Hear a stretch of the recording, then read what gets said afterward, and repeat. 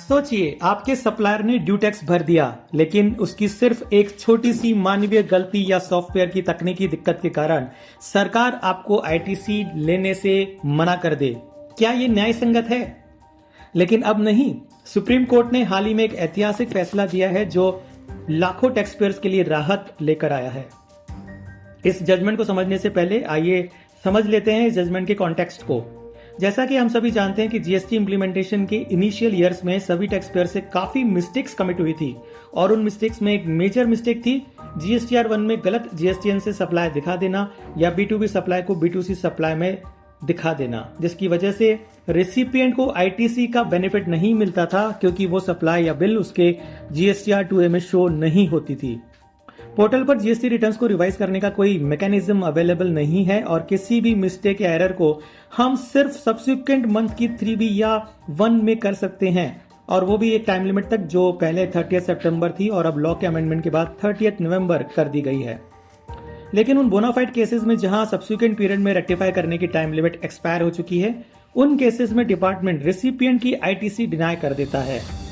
अब इसी कॉन्टेक्स्ट में सुप्रीम कोर्ट ने एक इंपॉर्टेंट डिसीजन हाल ही में एबरडेयर टेक्नोलॉजीज प्राइवेट लिमिटेड के केस में दिया है। इस केस में बॉम्बे हाई कोर्ट के फैसले को सीबीआईसी ने सुप्रीम कोर्ट में चैलेंज किया था, लेकिन सुप्रीम कोर्ट ने अपने इस डिसीजन में उस एसएलपी को खारिज कर दिया है। सरकार का कहना था कि जीएसटी नियमों में समय सीमा तय की गई है और उसके बाद किसी भी प्रकार का अमेंडमेंट संभव नहीं है। सुप्रीम कोर्ट ने बॉम्बे हाई कोर्ट के फैसले को सही ठहराते हुए उसे जस्ट एंड फेयर करार दिया और कहा, मानवीय गलतियां यानी ह्यूमन एरर सामान्य होती है और गलती सुधारने का अधिकार हर टैक्स पेयर के पास होना चाहिए। अगर टैक्स पहले ही भुगतान किया जा चुका है तो आईटीसी देने से इनकार करना अनुचित है। सॉफ्टवेयर लिमिटेशन के कारण करदाताओं को नुकसान नहीं होना चाहिए। राइट टू डू बिजनेस भी एक कॉन्स्टिट्यूशनल राइट है और गलती सुधारने का अधिकार उसी का हिस्सा है।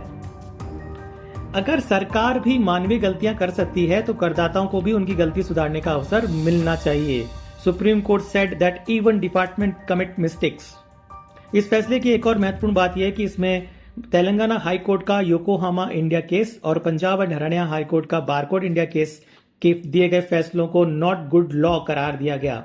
इन दोनों ही केसेस में कॉन्ट्रैरी जजमेंट थे और कहा गया था कि स्पेसिफाइड टाइम लिमिट एक्सपायर होने के बाद जीएसटी रिटर्न्स में कोई रेक्टिफिकेशन या अमेंडमेंट परमिट नहीं है।